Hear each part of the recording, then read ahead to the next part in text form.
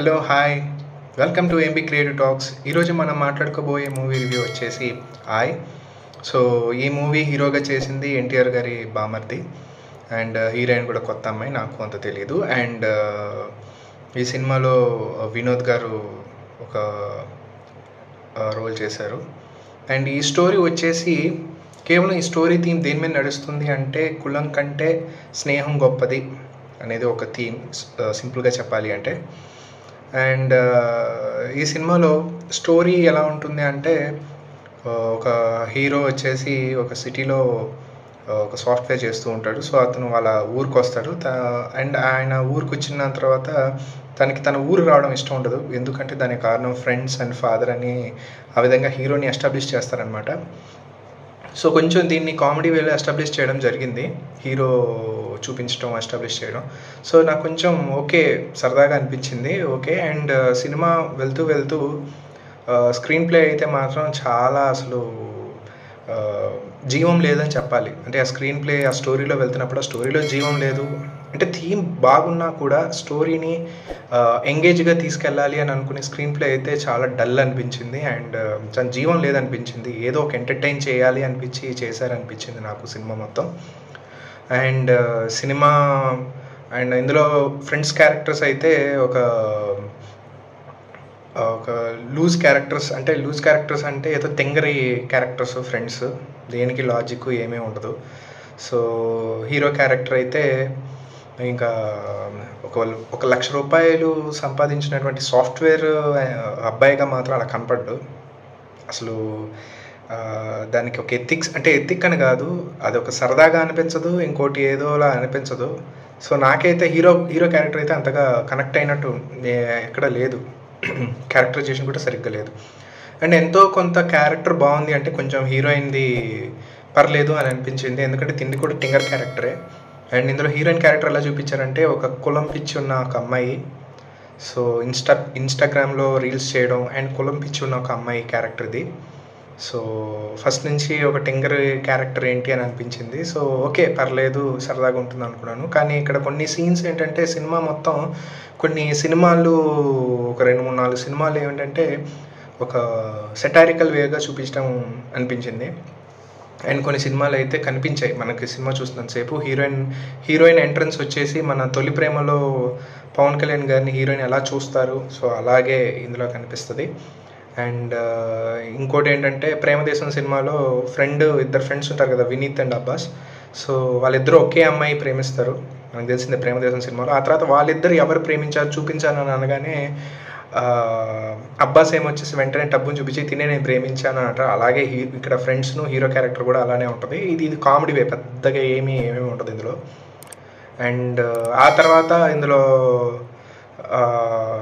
Friend and hero ఇద్దరు కలిసి అసలు ఎవరు ప్రేమిస్తున్నామో ముందు కన్ఫర్మ్ చేసుకోవాలని అనగా, దాని తర్వాత అమ్మాయి ఏంటంటే హీరోని ఓకే అని అన్నట్టు ఇండైరెక్ట్గా చెప్పిన తర్వాత ఫ్రెండ్ ఏమొచ్చేసి కళ్ళంతా బ్లర్గా అనిపించి ఏంట్రా నాకు వాళ్ళిద్దరికి అనిపించట్లేదు అంటే కళ్ళు తుడుచుకోమనేది ఏంటది కరెంట్ సినిమాలో శశాంక్ను వాళ్ళ మదర్తో ఒక సీన్ ఉంటుంది. సో ఆ సీన్ అట్లా కొన్ని కలిపేసి చేసేసారనిపించింది సినిమా.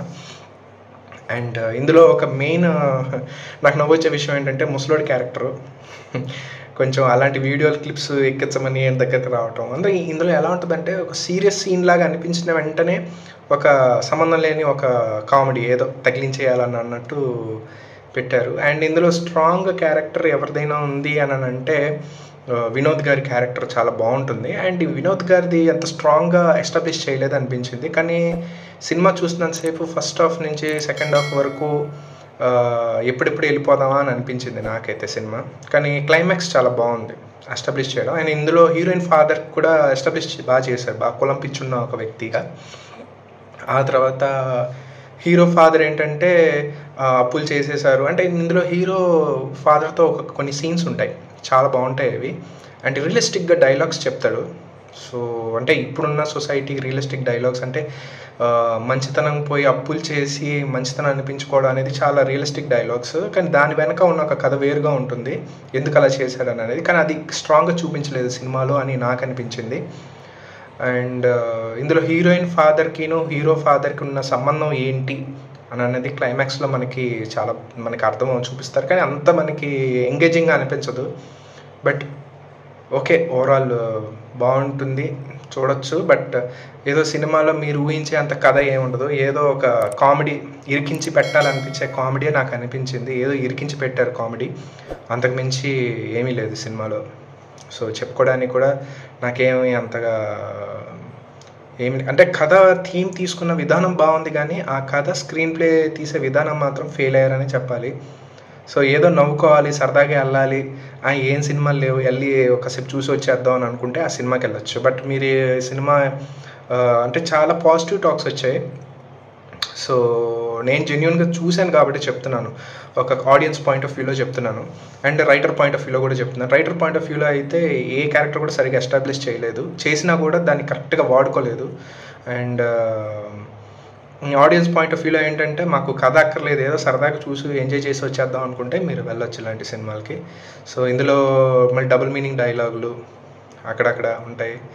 సో అండ్ హీరోకి ఫ్రెండ్స్కి ఉన్న, అంటే ఫ్రెండ్స్ అంటే ఎందుకు ఇష్టం లేదు అని అంటే, ఓకే చిన్న చైల్డ్హుడ్లో ఏదో ఒకటి ఇన్సిడెంట్ జరిగింది కాబట్టి సో అలా అనుకోవచ్చు. మళ్ళీ హీరో వాళ్ళతో ఎలా కలిసిపోవడం, సో నాకు ఎక్కడ అనిపించలేదు. అండ్ హీరోయిన్ కూడా ఏంటంటే కులం పిచ్చి ఉంది కాబట్టి సో తన కులం వాడినే చేసుకోవాలి అని తను అనుకోవటం, ఓకే అంతవరకు బాగుంది. అంటే ఫ్యామిలీ గురించి ఆలోచించి ఆ తీసే ట్రాక్ తీసుకెళ్ళడం బాగానే ఉంది. కానీ హీరో ఎవరో ఏంటో తెలియకుండా ఓకే లవ్ చేయడం, సో ఇంత అంటే నా కులం వాడినే పెళ్లి చేసుకోవాలంత క్లారిటీ ఉన్న ఒక అమ్మాయి హీరోని ప్రేమించే ముందు తన కులం వాడా కాదా అనేది ఎందుకు తెలుసుకోలేదు. సో అది లాజిక్ మిస్ అయింది. కానీ ఏదో ఒక సినిమా తీసుకెళ్ళిన తర్వాత ఆమె ఓహో అని, ఆ తర్వాత తను మళ్ళీ ఒక ఎస్టాబ్లిష్ చేశారు ఏంటంటే, వాళ్ళ ఫ్రెండ్స్ వాళ్ళందరూ తన కులం వాళ్ళని తెలుసు కాబట్టి హీరో కూడా తన కులం వాడే అని అనుకోవడం, ఓకే అది యాక్సెప్ట్ చేయొచ్చు.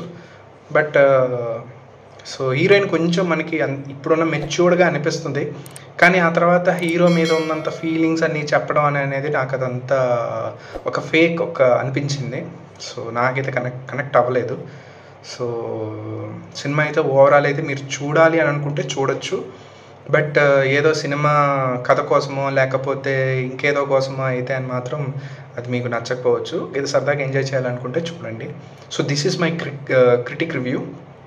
అండ్ ఈ సినిమా గురించి ఇంకా ఏదైనా మర్చిపోయానా అని అంటే లేదు, దాదాపు నేను అన్ని కవర్ చేశాను రివ్యూలో, ఇప్పుడు నేను చెప్పిన దాంట్లో.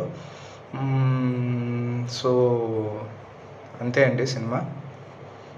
Yeah, this is my critic review. So ఇది నా జెన్యూన్ క్రిటిక్ రివ్యూ. సో ఇది ఎవరినో నేను ఒక ఫేవర్గానో లేకపోతే ఇంకొకరి చేయాలనో అది చేయాలనో ఏమీ లేదు. సో ఉన్న జెన్యూన్ రివ్యూ నేను చెప్తున్నాను. సో అండ్ ఇది నా క్రిటిక్ రివ్యూ. అండ్ ఈ వీడియోస్ చాలామంది చూస్తున్నారు. సో దీన్ని చాలామంది సబ్స్క్రైబ్ చేసుకోలేదు ఛానల్ని. ప్లీజ్ దయచేసి నా ఛానల్ సబ్స్క్రైబ్ చేయండి. నేను వీడియో పక్కన నా వీడియో కూడా తగిలించి సబ్స్క్రైబ్ చేయండి అని నేను అడుగుతూనే ఉన్నాను. ప్లీజ్ సబ్స్క్రైబ్ చేయండి. ఎందుకంటే నేను ఇచ్చే ప్రతి మూవీ కూడా ఒక జెన్యూన్ రివ్యూ, ఒక ఆడియన్స్ పాయింట్ ఆఫ్ వ్యూలోను అట్లాగే ఒక రైటర్స్ పాయింట్ ఆఫ్ వ్యూలో కూడా నేను చెప్తున్నాను కాబట్టి జెన్యూన్ రివ్యూ.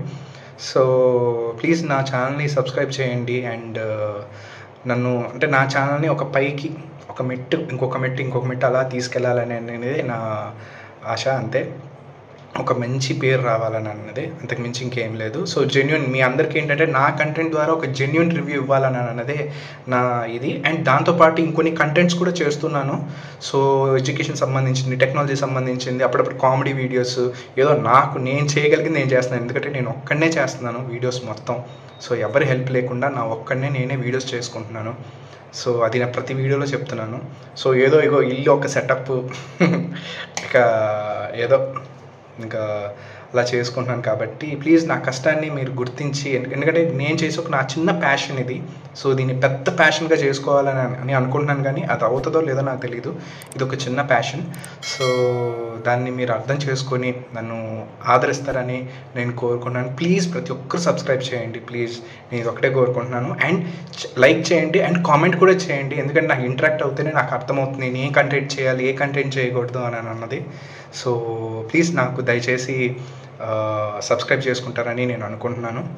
ఓకే, దయచేసి సబ్స్క్రైబ్ చేయండి, లైక్ చేయండి, షేర్ చేయండి అండ్ కామెంట్ చేయండి. అండ్ ఇప్పటివరకు నా క్రిటిక్ రివ్యూ చెప్పాను. అండ్ ఈ మూవీకి నేను ఇచ్చే రేటింగ్ ఎంత అంటే